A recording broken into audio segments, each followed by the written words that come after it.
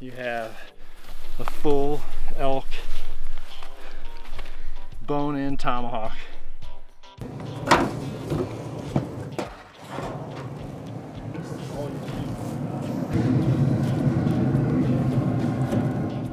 What you need to do in order to have tomahawks is essentially you need the ribs on the back straps.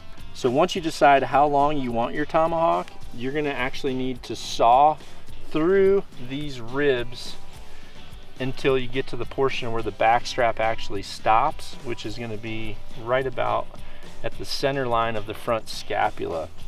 So this is about how long of a tomahawk I wanted, and I went ahead and made a small incision. I went down about 3 ribs, found that equal distance, made a small incision, and did that about 4 or 5 times. So what I did was I marked the length of my ribs. I made a score mark with a knife so I could follow it, and I'm actually just hitting these ribs with my tomahawk and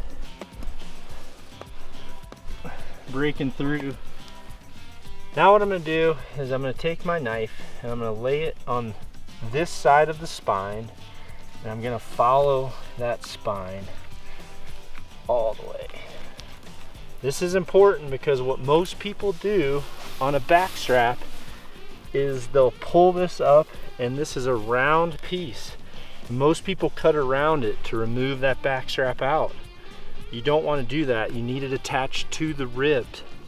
So all you're doing is you're cutting all the way down to the bottom of the vertebrae, and that way once we cut through that vertebrae from the inside, your back strap is fully attached to the rib cage.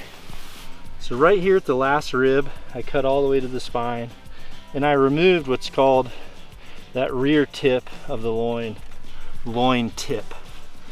Then I cut down, I've made my incision all the way to the bottom base of the vertebrae. You'll see that this loin is coming off with the bone in.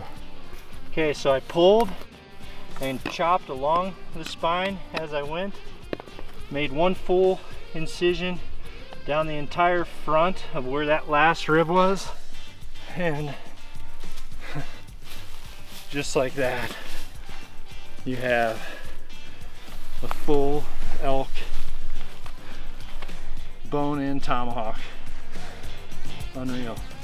Right there is first cut. You have some of the grout?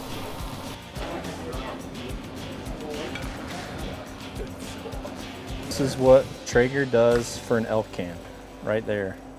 Looks pretty fantastic.